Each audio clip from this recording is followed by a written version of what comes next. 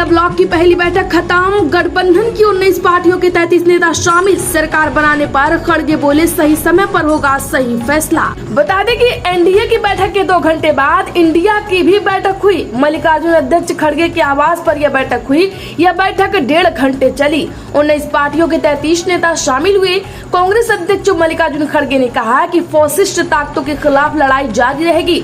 हम उस वक्त सही समय पर सही कदम उठाएंगे जब लगेगा कि भाजपा सरकार लोगों की इच्छा के अनुसार सही कदम नहीं उठा रही है। उन्होंने कहा कि हमारे गठबंधन को जबरदस्त समर्थन मिला है। लोगों ने भाजपा सरकार की नीतियों के खिलाफ जनादेश दिया है। बता दें कि लोकसभा चुनाव में इंडिया को 234 सीटें मिली हैं और सरकार बनाने के लिए गठबंधन को 272 सांसदों का समर्थन चाहिए। बैठक के पहले गठबंधन के कई नेता चंद्रबाबू नायडू और नीतीश कुमार से संपर्क करने की बात करते रहे। चंद्रबाबू की टीडीपी को 16 सीट और नीतीश की जेडीयू को 12 सीटें मिलाकर कांग्रेस को कुल 272 सीटें हो जाएंगी और वो सरकार बनाने का दावा पेश करेगी। उत्तर प्रदेश में चुनावी झटके के बाद एक्शन में योगी। अफसरों की लगेगी क्लास। वोटर फीडबैक पर काम का लेंगे हिसाब। बता दें कि उत्तर प्रदेश में मुख्यमंत्री योगी आदित्यनाथ चुनावी झटके के बाद अब एक्शन के मूड में हैं। उन्होंने आज सभी आला अधिकारियों की एक महत्वपूर्ण बैठक बुलाई है। इस बैठक में सभी अपर मुख्य सचिवों और प्रमुख सचिवों को तलब किया गया है। मुख्यमंत्री योगी आदित्यनाथ ने विभिन्न विभागों के कामकाज की समीक्षा करेंगे। लोकसभा चुनाव के बाद सीएम योगी की यह पहली मीटिंग है। उत्तर प्रदेश में राहुल गांधी से हारने के बाद योगी के मंत्री दिनेश प्रताप का बड़ा ऐलान। 1 साल नहीं करेंगे जनता का काम। जी हां, राहुल गांधी से करारी हार के बाद योगी सरकार में मंत्री और भाजपा प्रत्याशी दिनेश प्रताप सिंह रायबरेली की जनता से बेहद खफा हो गए हैं। दिनेश प्रताप सिंह ने रायबरेली लोकसभा से हारने के दूसरे दिन ही ऐलान कर दिया कि 1 साल तक वह अवकाश पर रहेंगे। रायबरेली की जनता के कामों से दूर रहेंगे। यह भी कहा कि इस दौरान जनता अपने काम राहुल गांधी से करवाए। अब वह अपने परिवार को समय देंगे। दिनेश प्रताप सिंह को राहुल गांधी ने रायबरेली में 3 लाख से भी ज्यादा वोटों से हराया है।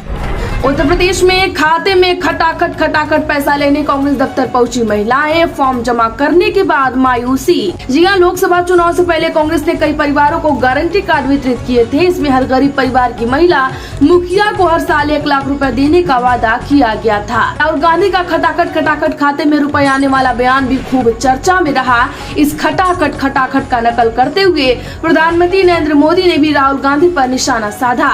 पीएम मोदी के निशाना साधने के बाद कांग्रेस के साथ समाजवादी पार्टी के प्रमुख अखिलेश यादव भी मुखर हो गए। कई सपा नेताओं ने भी इस खटाखट से माहौल बनाने लगे। इसका असर भी रिजल्ट में दिखाई दिया।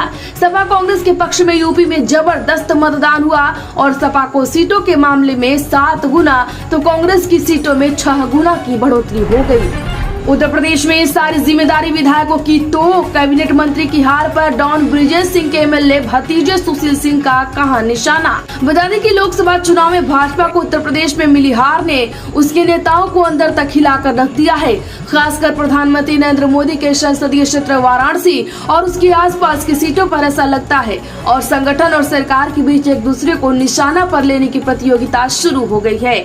जहाँ एक और पीएम मोदी बेहद कम मार्जिन से अपनी सीट जीत रहे हैं, वहीं बगल की चंदौली सीट केंद्रीय मंत्री महेंद्र नाथ पांडे हार गए। चंदौली की 5 में से 2 विधानसभा सीट वाराणसी जिले में ही आती है। ऐसे में निशाना वाराणसी से लेकर चंदौली तक लगाया जा रहा है। कई इशारों में हमले हो रहे हैं तो कहीं खुलकर प्रतिरोध हो रहा है। ऐसा ही प्रतिरोध डॉन ब्रजेश सिंह के भतीजे और चंदौली की सैयद राजा सीट से भाजपा विधायक सुशील सिंह की तरफ से हुआ। उत्तर प्रदेश में और 5 लाख वोट मिलने से बदल जाता यूपी का नजारा। भाजपा +12 तो सपा +60 सीटें हो जाती। जी हां, लोकसभा चुनाव का फैसला अब पूरी तरह आ चुका है। सबसे ज्यादा चौंकाने वाला नतीजा उत्तर प्रदेश का रहा। अन्य राज्यों में शानदार प्रदर्शन करने वाली भाजपा देश के सबसे बड़े राज्य में सबसे बुरी तरह घुटने टेक दी। यूपी के राम मंदिर को ही देश भर में मुद्दा बनाने वाली भाजपा राम मंदिर वाले इलाके अयोध्या में बुरी तरह हारी है। भाजपा नेता इस हार की समीक्षा की बात करें तो कह रही है, लेकिन चुनाव परिणाम पर सरसरी निगाह डालें तो कई चौंकाने वाले आंकड़े दिखाई दे रहे हैं। सपा और कांग्रेस वाले इंडिया गठबंधन को 43 सीटें और भाजपा वाले एनडीए गठबंधन को 36 सीटें मिली है। दोनों गठबंधनों को 3.5 करोड़ से ज्यादा वोट मिले हैं। एनडीए को 3 करोड़ 75 4,87,930 वोट और इंडिया गठबंधन को 3,81,60,235 वोट हासिल हुए। इतनी बड़ी तादाद में मिले वोटों में अगर किसी की तरफ भी 5 लाख वोट और जुड़ जाता तो यूपी का नजारा ही बदल जाता। 17 सीटें इधर से उधर हो जाती। उत्तर प्रदेश में जो रहा तटस्थ बन गया इतिहास। चुनाव में एनडीए या इंडिया से दूरी बनाने वाले दर्जन भर ये दल 0 पर आउट। जी हाँ, राष्ट्र कवि दामोदर सिंह दिनकर ने देश के राजनीतिकार हालात पर कभी लिखा था, जो तटस्थ है समय लिखेगा उनके भी अपराध। उनकी आज ये बात राजनीतिक परिदृश्य से साबित हो रही है। वो हालिया लोकसभा चुनाव में देश की जनता जनार्दन ने वैसे तटस्थ दलों के अपराध की लकीर खींचते हुए उन्हें करारा झटका दिया है। हालिया लोकसभा चुनाव के दौरान देश में 2 तरह की सियासी बयार बह रही थी। इनमें एक केंद्र की सत्ताधारी एनडीए की पक्ष में थी तो दूसरी इंडिया अलायंस के पक्ष में। लिहाजा जो दल इन दोनों गठबंधनों से अलग यानी तटस्थ रहे उसे जनता ने ठुकरा दिया। इनमें राष्ट्रीय पार्टी से लेकर कई क्षेत्रीय दल भी शामिल है। उत्तर प्रदेश में नगीना में बसपा को खा गए चंद्रशेखर आजाद। मायावती के कैंडिडेट की जमानत तक नहीं बची। जो उत्तर प्रदेश के लोकसभा चुनाव में एनडीए और इंडिया गठबंधन ने 80 में से 79 सीटों पर कब्जा किया है। इन दोनों गठबंधनों को हराकर नगीना लोकसभा सीट जिसे शख्स ने जीती है उसका नाम चंद्रशेखर आजाद उर्फ रावण है। भीम आर्मी उर्फ चंद्रशेखर ने अपनी राजनीतिक पार्टी आजाद समाज पार्टी बनाई है और पहली बार चुनावी मैदान में उतरकर बाजी मार ली। चंद्रशेखर ने नगीना सीट पर न सिर्फ समाजवादी पार्टी और भारतीय जनता पार्टी को हराया बल्कि मायावती की बहुजन समाज पार्टी के प्रत्याशी की जमानत जब्त कर दी। उत्तर प्रदेश में इकरा का बड़ा ऐलान। सबसे पहले संसद में उठाएंगे ये मुद्दा। आपको बता दें कि 36 बिरादरी के लोगों के प्यार के कारण ही आज कैराना लोकसभा सीट पर इकरा हसन सांसद बन चुकी हैं। सीट के लोगों को जहां पर भी मेरी जरूरत होगी हर समय खड़ी रहूंगी, ऐसा इकरा हसन ने कहा कि किसानों का बकाया 314 करोड़ रुपए, गन्ने का भुगतान भी यदि केंद्र में सरकार बनती है तो जल्द ही करा दिया जाएगा। उक्त बातें कैराना लोकसभा सीट की सांसद इकरा हसन ने कही है। पूर्वांचल में भीषण गर्मी के बीच पश्चिमी यूपी में तेज आंधी बारिश के साथ ओले। जानिए मौसम वैज्ञानिकों की भविष्यवाणी। जी हाँ, एक तरफ पूर्वांचल भीषण गर्मी से परेशान है तो दूसरी तरफ पश्चिमी यूपी से लेकर दिल्ली तक आंधी पानी का कहर दिखाई दे रहा है। बदायूं में आई तेज आंधी बारिश के साथ ओले ने जनजीवन अस्त व्यस्त कर दिया। बिजली के खंभे पेड़ उखड़ कर गिर पड़े। इससे जिले भर में बिजली सप्लाई ठप हो गई। दूसरी ओर मौसम वैज्ञानिकों के अनुसार उत्तर प्रदेश के जनजीवन में गर्मी अभी और सताएगी। आंचलिक मौसम विज्ञान केंद्र के अनुसार अतुल कुमार सिंह के अनुसार अगले 2 दिनों में प्रदेश में हवा का रुख बदलेगा और पूर्वाई की बजाय पछुआ चलना शुरू होगी। पूर्वाई रुकने की वजह से वातावरण में नमी कम होगी। आसमान में छाए छिटपुट बादल छट जाएंगे और सूर्य की किरणें सीधे जमीन पर आएंगी। उत्तर प्रदेश में बाहुबली धनंजय सिंह फेल। ब्रजभूषण शरण सिंह और राजा भैया का अपने जिले से लेकर पड़ोसी सीटों तक दिखा दबदबा। जी हां, लोकसभा चुनाव में इस बार पूर्वी यूपी के 3 बाहुबलियों ब्रजभूषण शरण सिंह, राजा भैया और धनंजय सिंह पर सबकी निगाहें थीं। ब्रजभूषण शरण सिंह और राजा भैया को दबदबा दिखाने में सफल हो गए लेकिन धनंजय सिंह वर्चस्व साबित नहीं कर सके। चुनाव के शुरुआती दौर में तीनों बाहुबली 3 तरफ दिखाई दिए थे। बेटे को टिकट मिलने के बाद ब्रजभूषण शरण सिंह उसी को जिताने और पास की सीटों पर लग गए। राजा भैया भाजपा के साथ रहते रहते चुनाव के समय न्यूट्रल हो गए। धनंजय सिंह की पत्नी श्रीकला को बसपा से उतारने के बाद भाजपा को समर्थन कर गए। यहाँ तक कह गए कि जौनपुर से सांसद वही बनेगा जिसे वह चाहेंगे। उत्तर प्रदेश में लोग समझ गए हैं कि भाजपा के हाथों यूपी आगे नहीं बढ़ सकता। डिम्पल यादव ने चुनाव जीतने के बाद दी प्रतिक्रिया। जी हां, समाजवादी पार्टी के मुखिया अखिलेश यादव की पत्नी और मैनपुरी से सांसद डिम्पल यादव ने कहा कि लोकसभा चुनाव में उत्तर प्रदेश से आए परिणामों से जाहिर है कि लोग समझ चुके हैं कि भाजपा के हाथों में प्रदेश आगे नहीं बढ़ेगा। डिम्पल ने यहाँ संवाददाताओं से बातचीत में उत्तर प्रदेश में लोकसभा चुनाव के नतीजों पर कहा, लोगों ने भारतीय जनता पार्टी को नकार दिया है। उन्होंने कहा कि चुनाव में रोजगार का मुद्दा था, किसानों का मुद्दा था, महंगाई और बिजली का मुद्दा था। पूरे प्रदेश में कोई भी विकास कार्य नहीं हो पा रहा है। मुख्यमंत्री की कोई दूरगामी सोच नहीं है। लोग समझ चुके हैं कि भारतीय जनता पार्टी के हाथों में प्रदेश आगे नहीं बढ़ेगा। उत्तर प्रदेश में ओपी राजभर को अब बीजेपी से मिला झटका, एनडीए की बैठक में नहीं बुलाया, जानिए इस पर क्या बोले। जी हां, लोकसभा चुनाव में 10 साल बाद किसी दल को पूर्ण बहुमत नहीं मिलने के कारण यूपी से दिल्ली तक गहमागहमी बढ़ी हुई है। आगे की रणनीति बनाने के लिए भाजपा नेतृत्व वाले एनडीए और कांग्रेस सपा वाले इंडिया गठबंधन ने राष्ट्रीय राजधानी में अलग अलग बैठकें की। इस बीच एनडीए बैठक में सुहेलदेव भारतीय समाज पार्टी के प्रमुख ओपी राजभर को नहीं बुलाया गया, जबकि लोकसभा चुनाव से पहले एनडीए की बैठक में आकर्षण का केंद्र ओपी राजभर ही थे।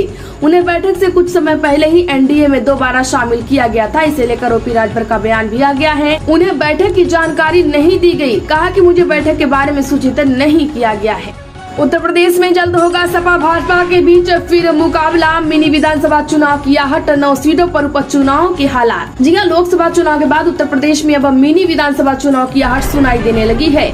योगी सरकार में 2 मंत्री और समाजवादी पार्टी के अध्यक्ष अखिलेश यादव समेत 9 विधायक संसद का चुनाव जीत गए हैं। नियम के अनुसार दोनों में से कोई एक सीट उन्हें छोड़ना पड़ेगा। जो भी सीटें खाली होंगी उन पर उपचुनाव होगा। अखिलेश यादव के अलावा अन्य विधायकों का पद छोड़ना तय है। अगर अखिलेश भी कुछ समय के लिए सांसद बने रहना चाहते हैं तो उनके विधानसभा करहल में भी उपचुनाव कराना होगा। जिस तरह से सपा ने भाजपा की डबल इंजन सरकार को यूपी में परास्त कर भाजपा को बहुमत से केंद्र से दूर रखा, माना जा रहा है कि विधानसभा सीटों का चुनाव बेहद रोचक होगा। सपा को साबित करना होगा कि लोकसभा चुनाव में मिला जन समर्थन तुक्का नहीं है। चंद्रबाबू नायडू से एयरपोर्ट पर मिले इंडिया के सहयोगी स्टालिन ने सरकार बनने से पहले ही कर दी ये मांग। जी हां, तमिलनाडु के मुख्यमंत्री व विपक्ष गठबंधन इंडिया के सहयोगी एम.के. स्टालिन ने दिल्ली एयरपोर्ट पर तेलुगु देशम पार्टी सुप्रीमो एवं आंध्र प्रदेश के पूर्व मुख्यमंत्री एन चंद्रबाबू नायडू से मुलाकात की। इस मुलाकात से कुछ घंटे पहले ही चंद्रबाबू नायडू ने स्पष्ट किया है कि वे भारतीय जनता पार्टी के नेतृत्व वाले राष्ट्रीय जनतांत्रिक गठबंधन एनडीए का हिस्सा है। आंध्र प्रदेश में 16 सीटें जीतने वाली टीडीपी केंद्र में सरकार बनाने में अहम भूमिका निभाएगी। जैसा कि हमने आपको बता दिया है, उत्तर प्रदेश में आज से बंटने लगेगा फ्री राशन, 6 शहरों में होगी ड्राइवरों की भर्ती। जी हां, उत्तर प्रदेश में फ्री राशन वितरण की डेट आ गई है। राशन डीलरों की दुकानों पर आज से 25 जून तक निःशुल्क खाद्यान्न का वितरण किया जाएगा।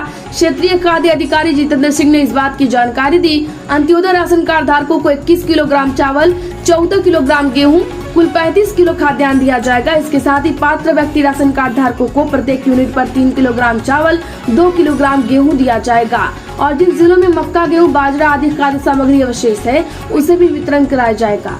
कन्नौज पहुंचकर अखिलेश यादव ने लिया जीत का सर्टिफिकेट, बोले यहाँ की खुशबू को फिर से महकाएंगे। जी हां, लोकसभा चुनाव में सांसद निर्वाचित होने के बाद सपा मुखिया अखिलेश कन्नौज पहुंचे हैं। यहाँ कलेक्ट्रेट में उन्होंने जिलाधिकारी से जीत का सर्टिफिकेट लिया। कन्नौज में अखिलेश यादव को देख सपा कार्यकर्ता खुशी से झूम उठे। उधर सपा कार्यालय में भी जश्न का माहौल बन गया। ढोल बजाकर सपाइयों ने खुशी का इजहार किया। वहीं अखिलेश यादव ने कन्नौज का शुक्रिया अदा किया। उत्तर प्रदेश के इन 6 शहरों में रोडवेज करेगा संविदा पर ड्राइवरों की भर्ती, इतनी होगी सैलरी। जी हां, उत्तर प्रदेश राज्य सड़क परिवहन निगम 6 शहरों में संविदा पर भर्ती करेगा। महिला और पुरुष दोनों की भर्ती किया जाएगा। यह भर्ती परिवहन निगम के क्षेत्रीय कार्यालय बनारस, गाजीपुर, जौनपुर, सोनभद्र, भदोही और चंदौली में होगी, जहां महिला और पुरुष चालकों के लिए कई सुविधाएं मुहैया कराई जाएंगी।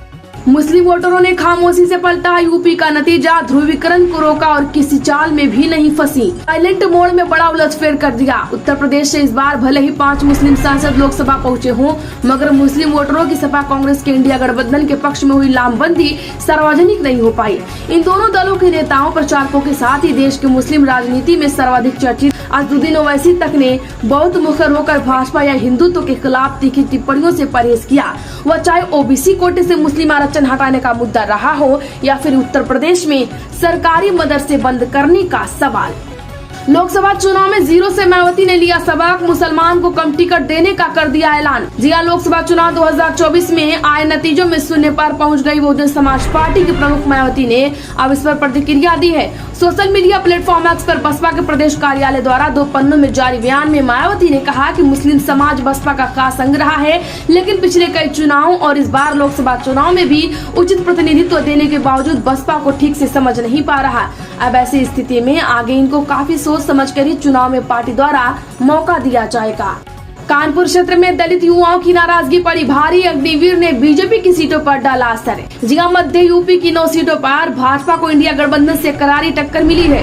पिछले चुनाव में यह सभी 9 सीटें भाजपा ने जीती थी, लेकिन इस बार 3 सीटें उससे छीन ली गयी। जो सीटें भाजपा जीत सकी उन पर पिछले चुनाव की तुलना में अंतर बहुत कम हो गया। माना जा रहा है कि इस इलाके में अग्निवीर, पेपर लीक, आरक्षण, संविधान बदलने की चर्चा और बेरोजगारी के मुद्दों का बड़ा असर रहा। उत्तर प्रदेश के अवध में भाजपा को लगा बड़ा झटका, इंडिया गठबंधन ने छीनी 10 सीटें। जी हां, अवध में भी भाजपा को बड़ा झटका लगा। अवध क्षेत्र में पड़ने वाली 17 लोकसभा सीटों में से भाजपा को केवल 7 सीटें ही हासिल हो सकी हैं। इंडिया गठबंधन ने भाजपा से शेष सारी सीटें छीन ली हैं। इसमें सपा को 6 और कांग्रेस को 4 सीटें मिली हैं। बीते 2019 के आम चुनाव में भाजपा को इन 17 सीटों में से 15 सीटें मिली थी।